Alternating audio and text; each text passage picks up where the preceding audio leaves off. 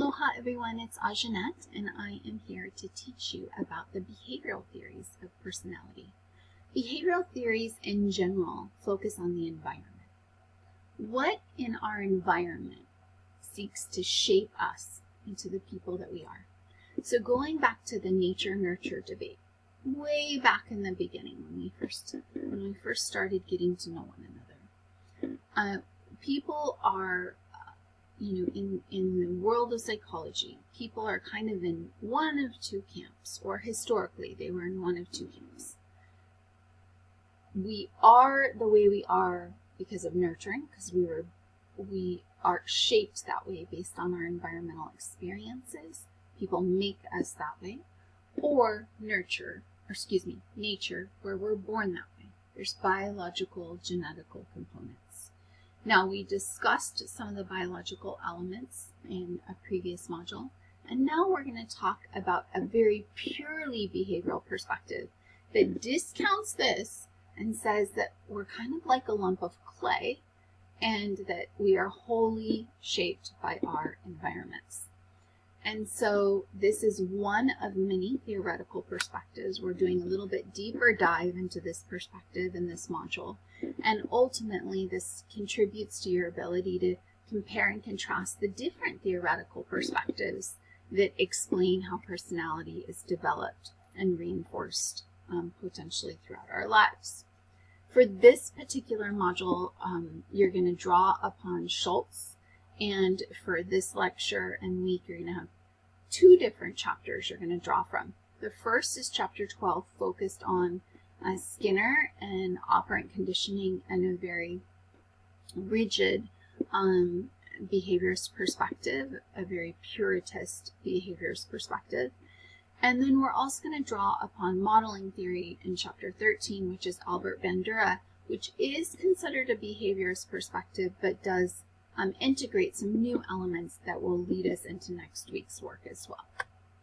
So some of the most famous behaviorists. Now again, these individuals are focused on aspects of the environment that shape behavior, thoughts, emotions, and ultimately personality. Ivan Pavlov was actually a physiologist, and he was studying salivation responses in dogs.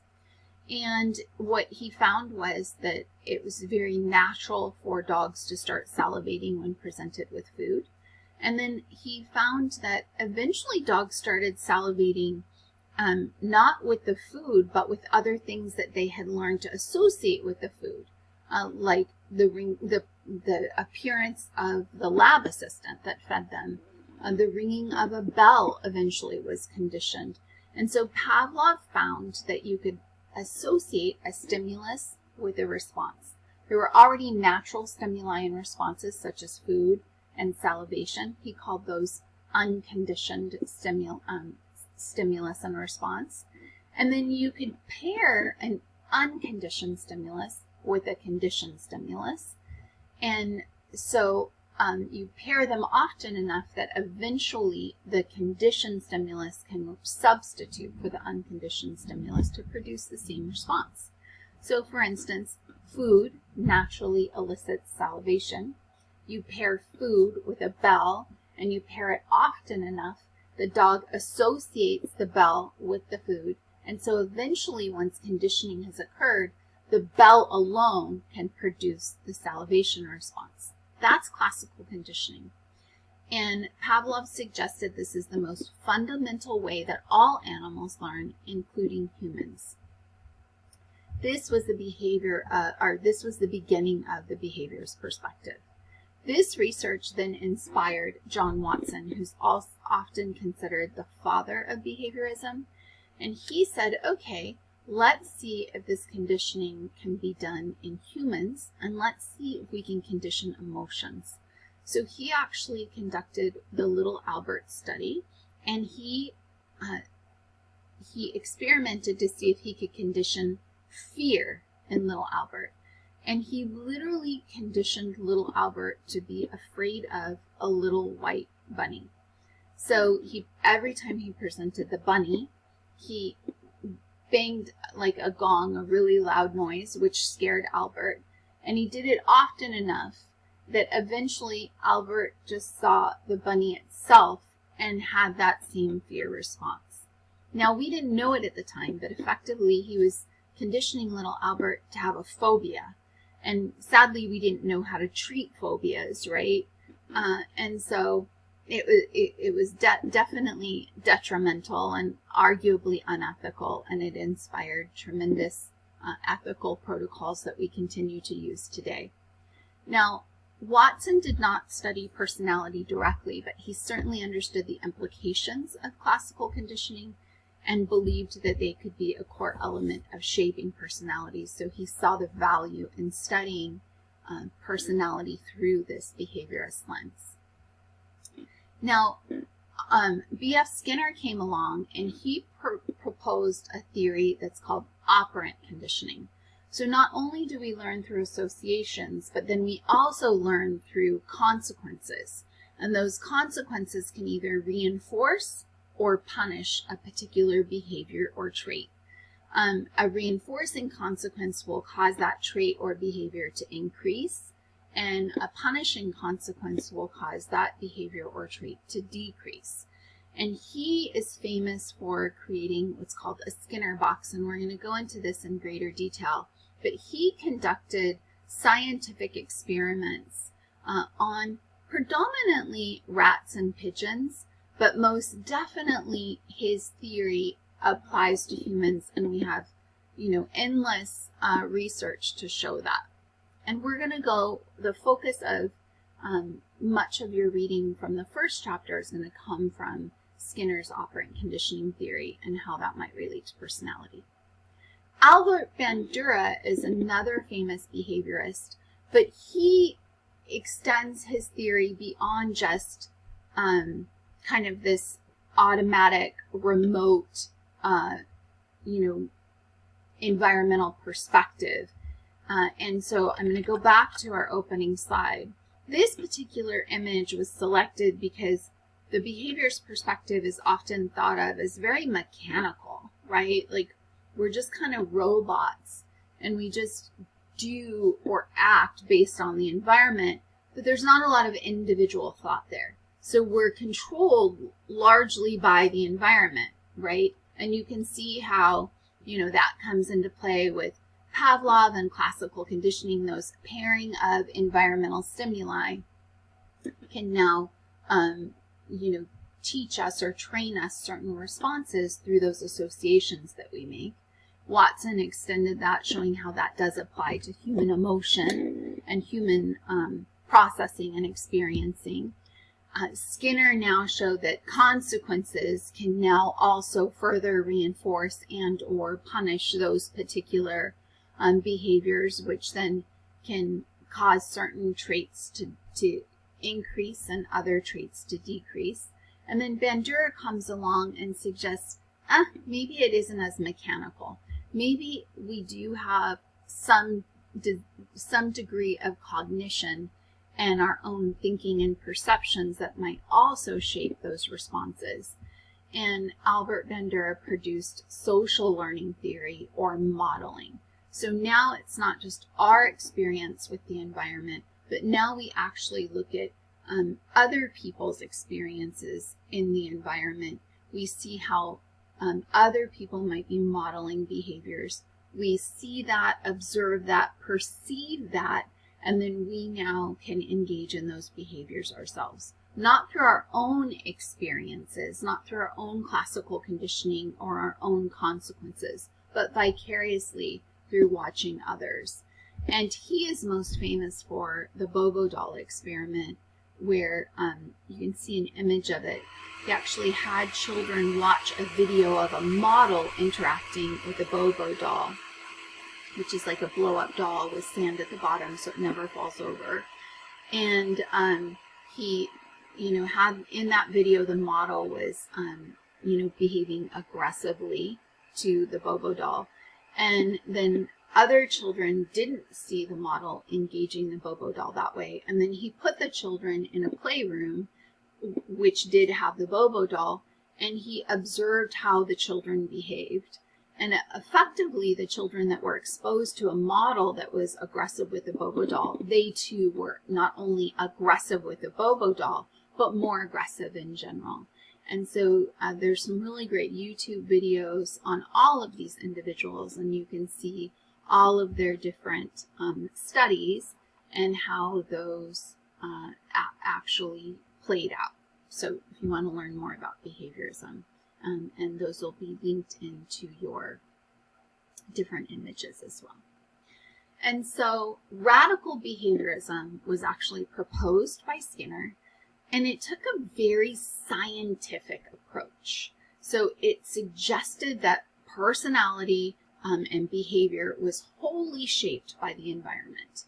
It did not allow for any concepts of biology or genetics that we learned about before, or thoughts, cognition, perception, self-concept that comes later. He was focusing solely on observable, scientifically measurable approaches to studying psychology and ultimately personality.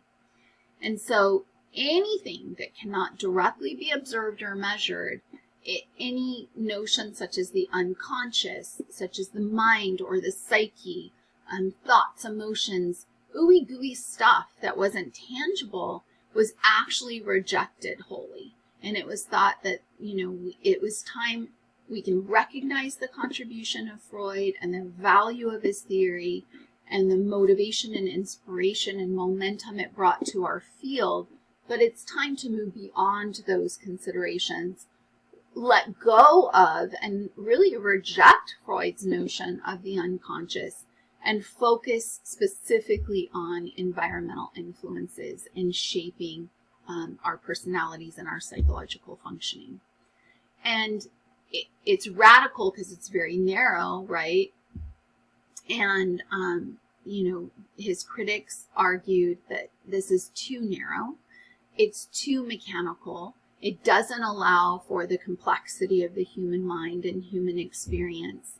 And if you think about it, my siblings and I, there's 4 of us biological siblings, so theoretically we have the same genetic exposure. And then secondly, we were raised in the same environment with the same biological mother and stepfather, because my biological parents divorced. So we had effectively the same environment in general, and yet we have very distinct personalities. All 4 of us are wholly different from one another. And so how do you account for that if we were raised in the same environment? Something to consider, right? So behaviorism is definitely an important element of personality theory, but radical behaviorism is not typically subscribed to in practicing psychologists, therapists, currently today in modern times. Now, one of the beautiful things about Skinner is he really established the field of psychology as a science. He brought science to our field, and he took a very scientific methodological approach to studying psychology, behavior, and it was a wonderful thing. And so this really was kind of the foundation of American-based psychology. A lot of our forefathers came from other European perspectives, but Skinner was wholly American, and so he really did ground us in a scientific approach, which can be wonderful, but it also has disadvantages. And he suggested that we look at cause and effect in understanding behavior, and we need to understand those causal connections and relationships in a scientific way. He suggested the cause is an independent variable and can be potentially manipulated to create a different effect, which is effectively dependent variable. So the behavior depends on that causal variable. And if you manipulate the causal variable, you can change the outcome. So he looked at exploring these cause and effect relationships in a way that allow us to see the connections between stimuli, right, and behavior, and then suggesting that we can then predict behavior based on known causes, and then we can manipulate behavior by changing the variables or the cause in order to affect the outcome that we were looking for. A lot of his research stemmed from this. This is the Skinner box here to your right. And what he had was he had a rat in a Skinner box where there were cause and effect relationships being studied and manipulations happening to see if he could in fact cause changes in the behavior. So the behavioral focus in this particular Skinner box is pushing the lever. That's the behavior he was trying to get the rat to do or to not do. And so there's a couple of different consequences here. He can push the lever, and then there's this food dispenser, and he can get food. He can have food there, push the lever, and the food gets sucked away. He could, this right here is an electrical grid. He could push the lever, the grid turns on and shocks him. Or he could be constantly shocked, push the lever, and the shock stops. So those are 4 different consequences. Push the lever and get food, push the lever and lose food, push the lever and get shocked, push the lever and lose being shocked. And these 4 different consequences affected his behavior differently, or her behavior differently. So manipulating the cause, right, could then create a different outcome. And so this is really drawing on this notion of an antecedent. What happens before a particular behavior? A cue, a prompt, a stressor, a trigger, a stimuli, right? And then that might evoke a particular behavior, trait, or response. And then there's a consequence where that behavior or trait is either reinforced and you're going to do more of it, or you're going to do less of it. It's punished. And so there are 4 key elements. There's 2 different types of consequences. There's reinforcement, which can be positive or negative, and then there's punishment, which can be positive or negative. Reinforcement increases behavior, so you're going to do more of it. Punishment decreases behavior. You're going to do less of it. Positive means you added something. Negative means you took something away. So we're not thinking of positive or negative as in good or bad. We're thinking of positive or negative as in mathematical add or subtract. Okay? So let's go back to this Skinner box. You have to ask yourself 2 questions.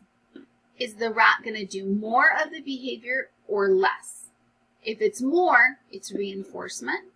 If it's less, then it's punishment. Okay? Then, did you add something or take something away? So if I push the lever and get food, am I going to push the lever more or less? I'm a foodie, so I'm going to push it more. Rats and most animals are highly food driven. So they're going to push it more, right? So they're going to push until they get their food or their treat. And that then, because they're going to push more, that is reinforcement.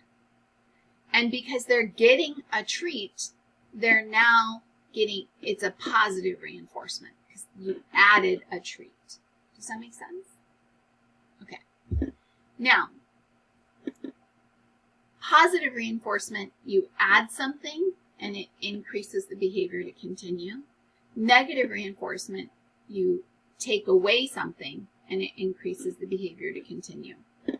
Pushing a lever is neutral behavior, but if we want him to continue to do it, when we add something, it typically needs to be something desirable. And when we take something away, if we're taking it away, it typically needs to be something undesirable. So in this particular box, the undesirable feature is being shocked electrically, right? Remember, you can push the lever and get food. You can push the lever and lose food. You can push the lever and get shocked, or you can be shocked and push the lever and stop the shock.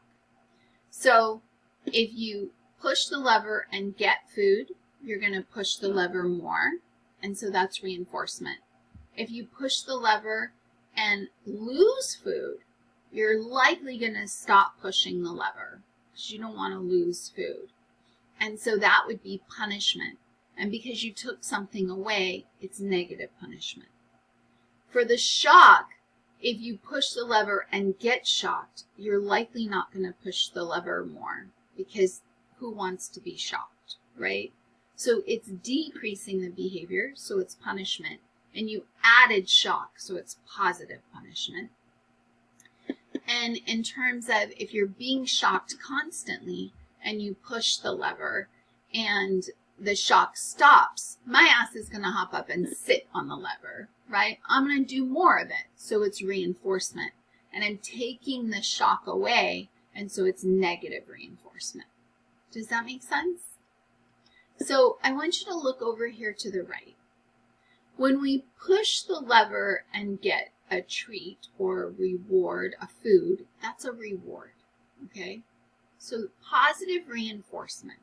It's reinforcement because we're going to push the lever more, and it's positive because we add something. And we typically add something desirable, so it's a reward. A negative reinforcement, it's going to increase the behavior, but we're typically taking something undesirable away. So this is also known as relief. Remember, the little guy is being shocked constantly, pushes the lever, and the shock stops. So he gets relief from that shock, right? And consequently, it's going to increase the behavior that stops the shocking, which is pushing the lever. Both are reinforcement. Both are increasing the lever pushing. The behavior is lever pushing. One is giving something, which is a positive treat, a reward. And one is taking something away, which is removing something undesirable, which is the shock, okay? So reinforcements increase behavior or traits. Positive is adding something to increase that behavior, which is usually something desirable. Negative is removing something to increase that behavior, which is usually something undesirable. Punishment is the opposite. Punishment is decreasing a behavior. I'm going to push the lever less, okay? And a positive punishment, I'm adding something and to decrease the behavior, and that's the shock. He pushed the lever and then he got shocked. That was punishment. I'm not going to push that lever again because it's going to shock me again, right? And so that's what we call just a typical punishment. We typically think of punishment as only adding something negative, right? In negative punishment, we are removing something desirable. So here we added something undesirable. Here we're taking away something desirable. So we think of positive punishment as simply punishment, and we think of negative punishment as a penalty. We've now taken away something desirable, like sitting in a penalty box when, I don't know what they call it in hockey, or, you get taken out when you get red carded in soccer, or you have to pay a fine and now you get money taken away. That's all penalties, right? So behavior or consequences that increase a behavior is considered reinforcement. Consequences that decrease a behavior is considered punishment. When you add something, it's a positive reinforcement to increase a behavior. When you take away something to increase a behavior, it's a negative reinforcement or a relief. And then for punishment, when you're decreasing a behavior, adding something to decrease a behavior is a punishment, and taking away something to decrease a behavior is penalty.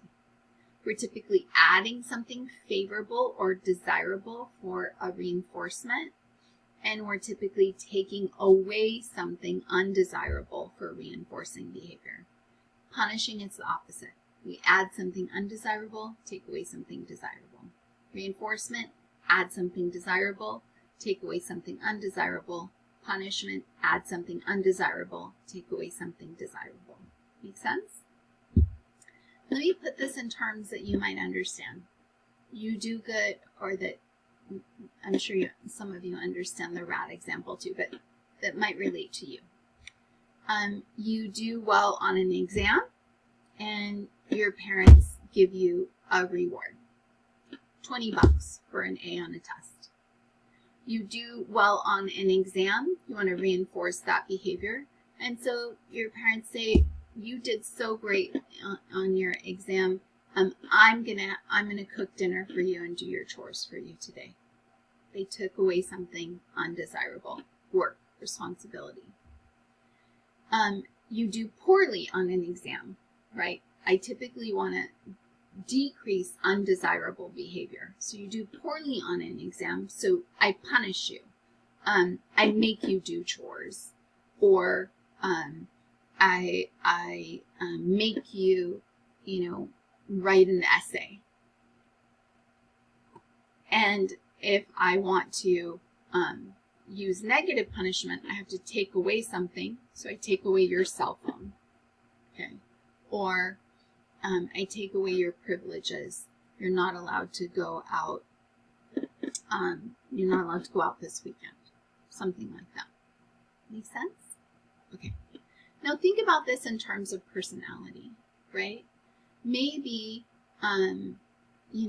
you express a personality trait of happiness, and other people laugh and other people are joyful around you, or it takes away negative, uncomfortable conversations or awkward questions, right? Like you don't have to be nagged or scrutinized, so you get relief from that. Or if you express anger and you get in trouble, your parents will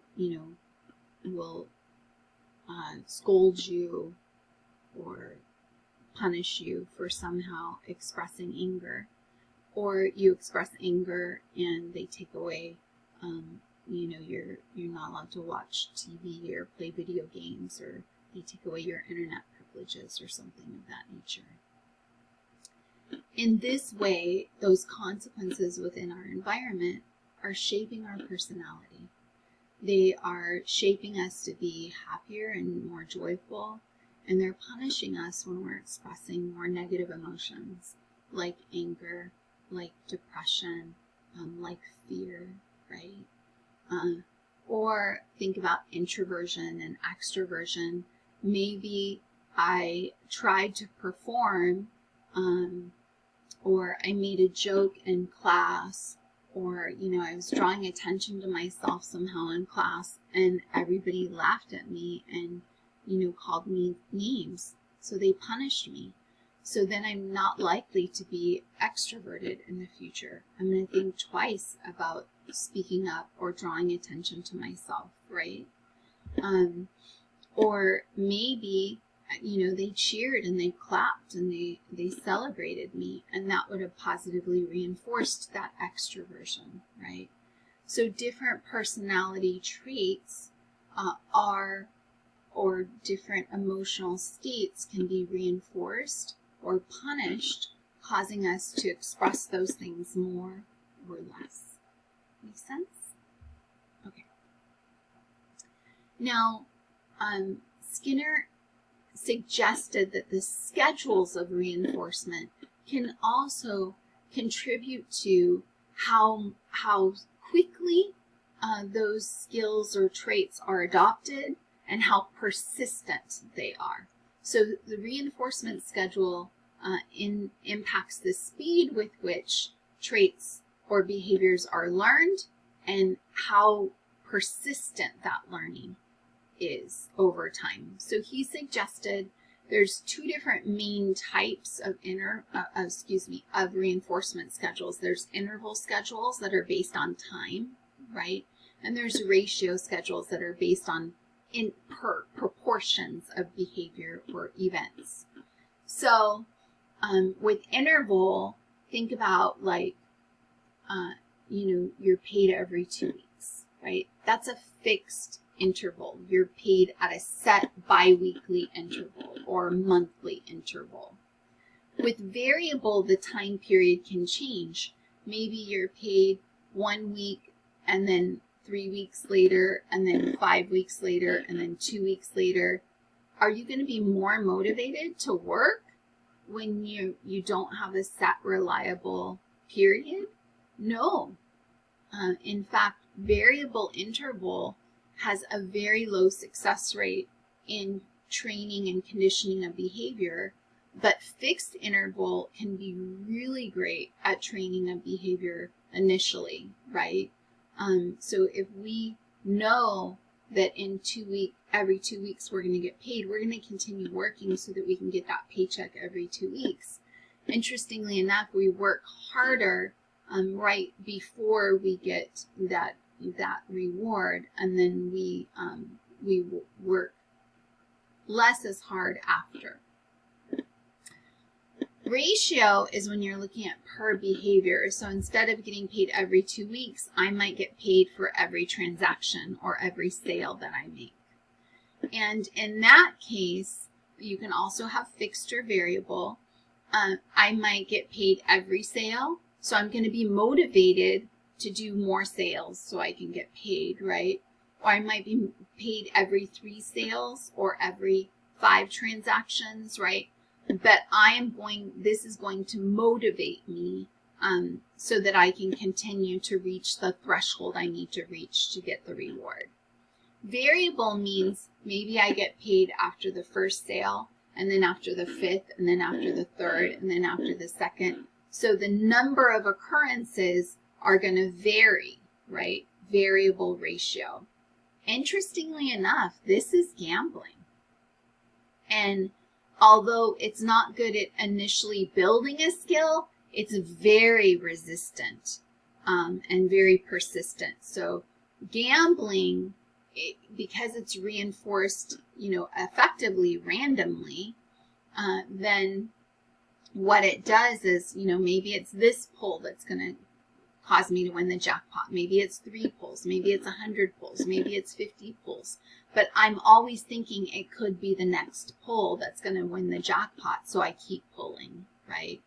And that's why it's so persistent, because what if it's the next one? What if it's the next one? And so it's really hard to extinguish behavior that has been reinforced on a variable ratio and reinforcement schedule. Either way, when you're talking about reinforcement or punishment, reinforcement is definitely the more effective way to build personality traits or behaviors. Punishment tends to be something that can be effective short term, but not long term. Like, I see a cop, I might slow down, right? Or I just get a ticket, I might slow down initially, but I'm going to go back to my behavior. Reinforcement tends to be the better way to build behavior and personality, and a fixed ratio and a fixed interval are more effective at building skills and traits initially and behavior initially. But a variable ratio, it's like you give it to you're training your dog to sit. You start out first by giving him a treat every time he sits, but thereafter you don't give him a treat every time he sits. You might give him a treat now, and then you might give him a treat, in 5 sits from now, right? And so that variable ratio causes the behavior to persist over time. Okay, and interestingly enough, not only can you condition behavior, but you can condition personality, which it can be tied to behavior, right? Dogs can be reinforced. If you're hyper and they're hyper, you can reinforce that hyperness by being hyper and exciting with them, right? And they love the attention, and they love the treats, and they love the activity. And then you can also reinforce, a personality that's more blobby, that cause, where they sit around and lay around, right? Because you scold them when they're acting all hyper. So there's different ways to condition personality through these consequences, through reinforcing or through punishing traits or behavior. So when you talk about operant conditioning and its direct connection to personality, well, Skinner basically suggested that we need to dismiss all unobservable concepts such as the unconscious, right? He did suggest that there is this notion of self, and he described self as a functionally unified system of responses. Again, radical behaviorism focused purely on responses to the environment. He did not define self in the same way that we're going to see other theorists who come down the road, specifically Maslow and Rogers, when we talk about humanistic perspectives. They define self differently. It's not simply responses, but he defined it as just a repertoire of behavior. And that behavior is learned, it's taught to us by all these contingencies, the contingency of stimulus and response being paired together, or two stimuli being paired together, and the associations that are made, or the contingencies of the consequences that follow that are going to either reinforce or punish behavior. So it's a very narrow conception of self, and based on this definition, he suggested that personality is like a lump of clay, and it's shaped and it's refined through those reinforcements and consequences. So you are effectively shaped by your environment. Your parents reinforce or punish behaviors or traits or emotional expressions beginning in infancy, and that's continued throughout your childhood and shapes you into the person that you are today. And so if we look at your particular personality, we can analyze your childhood and see the way those particular traits and characteristics have been shaped and influenced throughout your life. If you punish behaviors or traits, they will be extinguished. Extinguished means they'll be kind of erased, removed from that repertoire. Now, human beings are complex, and some behaviors are complex, right? Teaching a dog to sit is much easier than teaching a dog to roll over, because rolling over is a number of steps put together, right? And so Skinner suggested that we shape more complex personality traits and behavior through what he called successive approximation, or shaping. And this means we reinforce things in gradual increments, right? Like if we're teaching a dog to roll over, we first reinforce them just from laying down. And then we might teach them just if they just flop and roll to the other side, we reinforce that. And so we reinforce incremental steps until it gets to the actual action of rolling over. So we start by reinforcing the basic components, and then we now reinforce the combination and the successive, culmination of the particular behavior. And this can relate to personality too, right? You're hardworking. I have really strong work ethic, and that probably came from first just being rewarded for one single task, and then reinforced for repeating a particular task and demonstrating a level of commitment or dedication to that task, which then, with enough reinforcement for those behaviors in a number of settings now, and those traits, now I've developed something more complex as work ethic, and I strive for excellence in all that I do. At least I try to teach my children to. Now, as I get older, I allow myself more grace, if I'm being real. So, some variables that relate to self-control is we can try to actually modify the impact of the environment, or how we're going to expose ourselves to the environment, or how we're going to allow those external events into our lives or block them. So basically now this is looking at us being in control of our environment, so then we can effectively influence the effect of that environment on our personality, right? So one thing is I can avoid certain stimulus, right? I can remove myself from external stimuli that might not be conducive to the type of personality that I have. Now, this can relate to a lot of things, both negative and positive personality traits. I'm not one to exercise. I'm not health conscious as I need to be.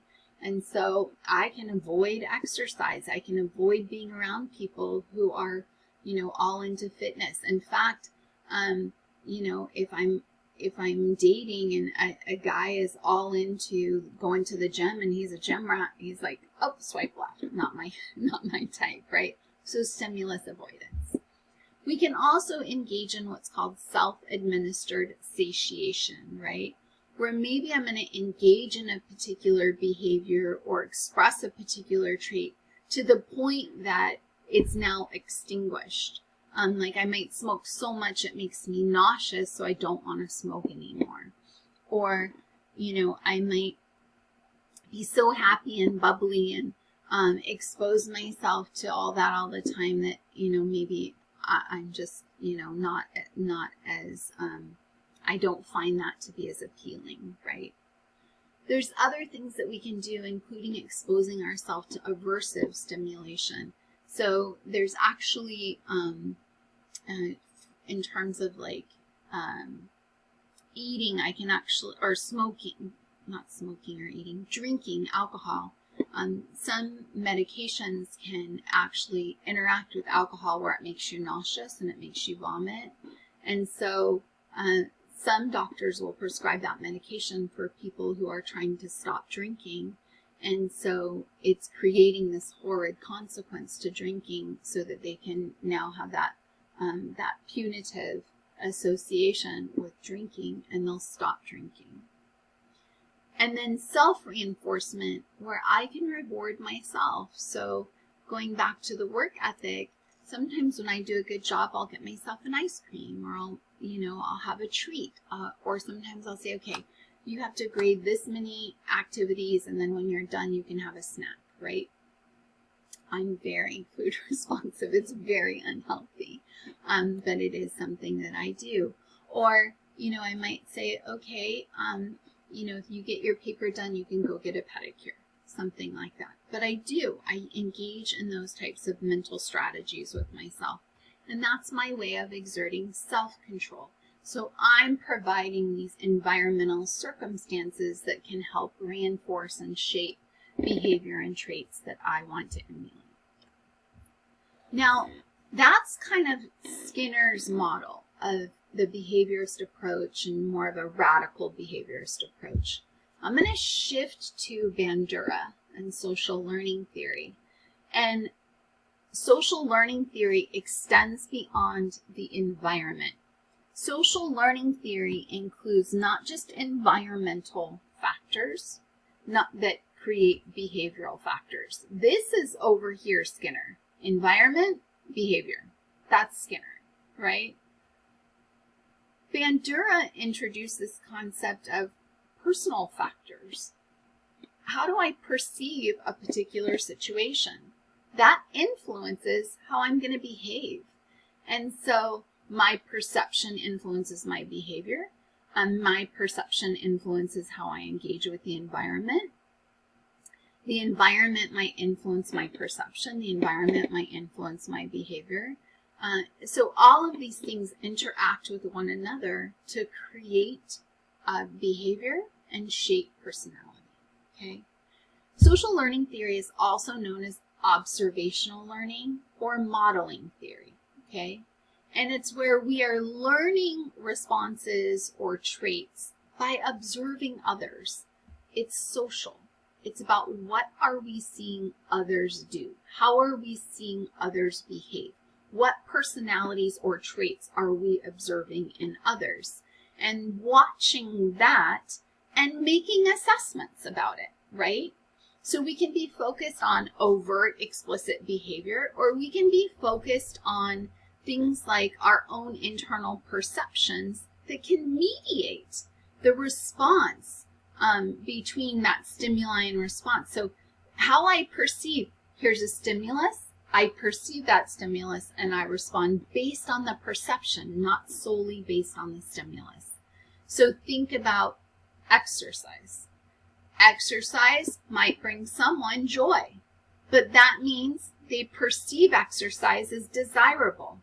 What if I don't perceive exercise as desirable? I perceive it as punishment. And that's not going to bring me joy. That's going to make me depressed or angry or irritable. See what I'm saying? Perception matters. For you, exercise might be something that's what we call a eustress. It's positive. For me, it's distressing. It's negative. Okay? And so this theory extended beyond just the stimulus and the response and allowed for our own internal perceptions and factors. So you don't just have the antecedent and the behavior, you have the perception of that behavior that moderates the response. So there's also something called vicarious reinforcement. Not only does our perception of the stimulus matter, but we can actually watch someone else be reinforced or punished, and we're vicariously learning whether we want to engage in that behavior or not based on the reinforcement we saw or the punishment we saw imposed on others, right? So I don't necessarily need to get into my own car accident after I've been drinking. I can see someone else get into a car accident and the consequence that they endured, and now I've learned vicariously through their experience. That's social learning theory. So it accounts for cognitive processes that were not considered in the radical behaviors perspective that you heard with Skinner.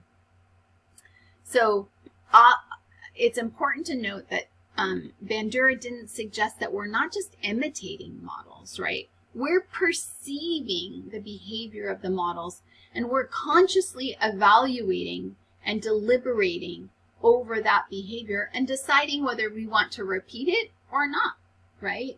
Or maybe we want to repeat it in a different context or repeat it in a different way. So in order to make those decisions, those conscious decisions, we have to analyze and appreciate what might the consequences be, right? So in this case, like I might see someone else be positively rewarded and encouraged when they speak up or they go up and do a math problem, even if they made a mistake. And that is going to now encourage me. If I perceive the response as being positive, then I might now engage in the same behavior. But if I see them getting laughed at, or if I anticipate I'm going to get laughed at, or if I anticipate my teacher's not going to be responsive, I'm not going to engage in that behavior. So my perception of, my anticipation of that particular consequence is going to influence whether I engage in the behavior or whether a particular trait is going to be exemplified. So as I mentioned, this particular theory is based on this concept of modeling, where we watch and observe models in our environment behave in a certain way or expressing a particular personality trait. We see them engaging in a behavior and repeating that behavior. And we can then decide and analyze that behavior or trait and decide if we want to actually practice it as well. There is a process called disinhibition, right? Where I might have a particular reluctance. Like maybe I'm reluctant to drive a car, or maybe I'm reluctant to try new food, right? And so I have a particular inhibition or restraint, or maybe I'm reluctant to be vulnerable or express anger or express sadness, right? When I see I'm inhibited from expressing myself, when I see a model, then that can actually weaken my disinhibition and empower me to express myself. So think about the idea of coming out, right? When we talk about members of the LGBTQ community, when they see someone else come out, they're more likely to come out. When you think about sexual assault or domestic violence survivors, interestingly enough, sharing your story can inspire strength and courage and healing in others and encourage them to share their story. So that modeling can contribute to disinhibition in others and allow them that liberty or encouragement or affirmation to express themselves, right? To be more unrestrained based on the modeling that they've observed. Now there's 4 processes involved in modeling. So when you think about modeling, you often think I'm watching a model, but modeling can be I am now emulating the behavior I saw modeled. So that's the context. We're looking at the action of implementing a behavior you observed. First, I have to pay attention to that behavior. I have to be focused on the model. Then I have to remember the behavior, right? Like if I totally forgot or I really wasn't attending to it, and I won't know to repeat the behavior. Then I have to consciously believe in my ability to reproduce that behavior. I have to have the skill sets to reproduce the behavior, right? I'm not Michael Jordan, so I don't have those skills, so I can't like go and play basketball as skillfully as he did, or Kobe Bryant, or think of any other sports star. And then I have to be motivated to engage and reproduce that behavior. And that's where my perception matters. That motivation is going to be inspired as to whether I see the consequence or potential consequences being favorable or not, whether I see the risk being worth it, right? Whether I see the consequences as something that's likely going to happen or not going to happen. So the other factors related to Skinner's theory, like is it going to be reinforced or punished? How quickly is it going to be reinforced or punished, or on what schedule is it going to be reinforced or punished? Those things certainly play a role, but it doesn't happen automatically without that cognitive process. So this is why social learning theory, modeling theory, expands on your traditional behaviorist, radical behaviorist perspective and adds cognition in. Bandura also suggested the characteristics of the model matter and the characteristics of the observer matter. So I am more likely to model a behavior that was performed by someone that looks like me, that's my same sex, that's close to my same age, that's my same status or a higher status, right? So we're more likely to model behavior of celebrities, which is why marketing uses celebrity endorsements regularly, right?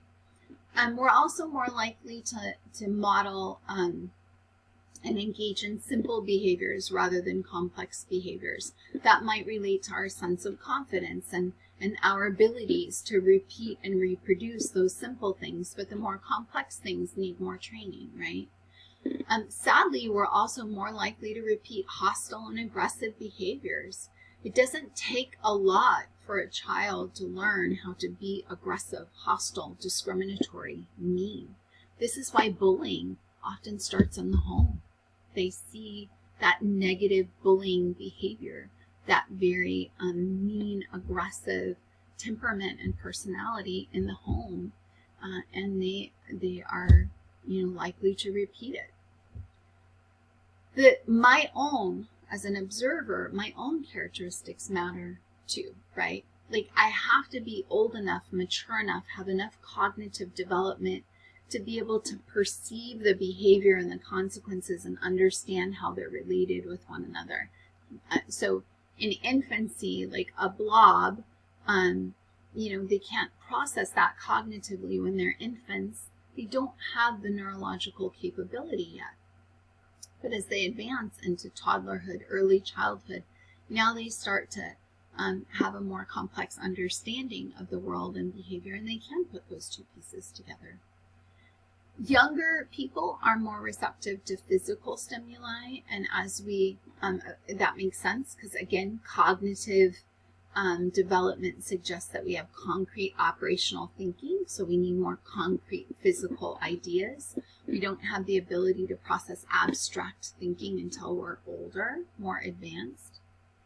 People who don't have as high of self-confidence or self-esteem are less likely to engage in behaviors where they don't feel confident, right? And certainly I'm more likely to repeat or model behavior where I think the consequence is meaningful for me, right? And that might be different for everybody. Not only do we engage in these cognitive processes to make the decision, right, as to whether we're going to repeat those behaviors or adopt those particular traits, practice those things within our own lives, but I also engage in a self-reinforcement process. So I set personal standards, I set goals, I set expectations for myself, and I reward myself as I'm meeting or exceeding those expectations. It's not always rewarding myself through a snack or something external. It's also rewarding myself through my own internal dialogue. Good job, Aj. Or what the fuck was I thinking? Why did I say that? How could I be so stupid, right? I can negatively, beat myself up too and hold myself to very unrealistic standards.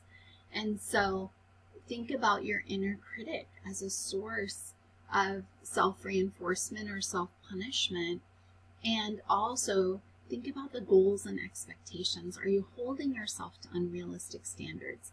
I have students that want to fight with me because they got a 99 out of 100. And they want me to, change a particular score or, and I'm like, no, you need to be comfortable with imperfection. A 99 is okay. And I want you to give yourself permission to be imperfect, and it doesn't in any way diminish your value or your effort, right? Because I don't want them engaging in that very unrealistic, demanding, perfectionist thinking that can be very self-destructive. And perfectionism and the stress we impose on ourselves and others directly impacts our mental health, and it directly impacts the health of our relationships around us. So think about reinforcing yourself in a positive way. Build a healthy inner critic that can hold you to standards of excellence without beating you up for not being perfect. Self-efficacy is a fundamental concept that comes out of Bandura's theory. This is different from self-esteem. Self-esteem is where we think of how we value ourselves. Do we think of ourselves as good or bad, right? Self-efficacy is our competency. Do we think of ourselves as being capable or not capable? I love this image. Do I think I can? Am I that little engine that thought, I think I can? Or do I beat myself up and focus on, oh, I can't do this. I'm not capable of that. Oh, I'm not good at math. I'm not a good writer. I'm not a good test taker. No. We need to promote self-efficacy. We need to promote a growth mindset. We need to promote that inner dialogue that helps contribute to positive motivation. And we'll talk more about that in your learning activity this week. And then additionally, I want you to think about how can we promote self-efficacy. Number one, when we do something well, that mastery, that sense of confidence that comes is beautiful. Seeing others achieve success can also be motivational for us. For me, I didn't have successful models in my life. My parents were high school dropouts. Three of the four children, so 2 of my 3 siblings were high school dropouts. I became a high school dropout, right? So seeing others succeed or fail. Verbal persuasion, somebody giving you those affirmations, encouraging you encouraging yourself. That self-affirmation is important. And then your physiological and emotional arousal. Sometimes, and that fight or flight response, right? It doesn't just activate when we're in life-threatening situations. It activates when we have an exam. It activates when we go on a first date. It activates when we try something new. The same thing, the same physiological response that generates a sense of fear also generates excitement and joy. We can cry at a wedding, or we can cry and enjoy, and we can cry at a funeral for loss. It's the same physiological process, but the perception matters, right? And so we have to be aware of our own emotional arousal, and whether that's motivating or whether that's discouraging us from engaging in a particular behavior, or whether that's reinforcing a particular personality trait.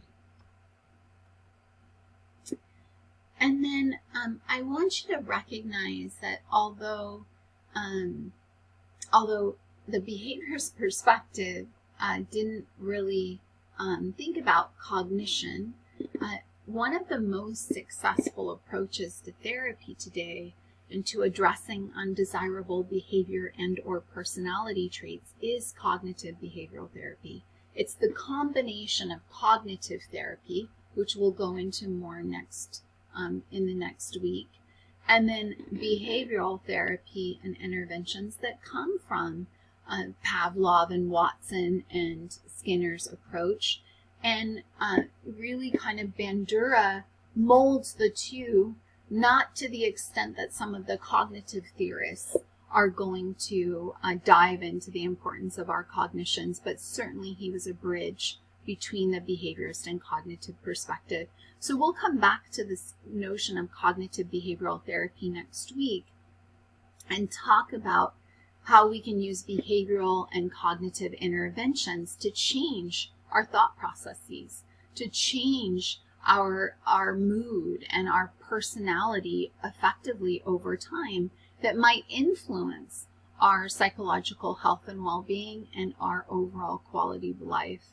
And whether it's using cognitive behavioral strategies to reframe depressed thoughts or depressed behavior, or to address anxiety disorders, or whether we're trying to treat a substance or alcohol abuse disorder, or whether we're talking about unhealthy relationship patterns, or whether we're talking about eating disorders or other mental illness like personality disorders or obsessive compulsive disorder.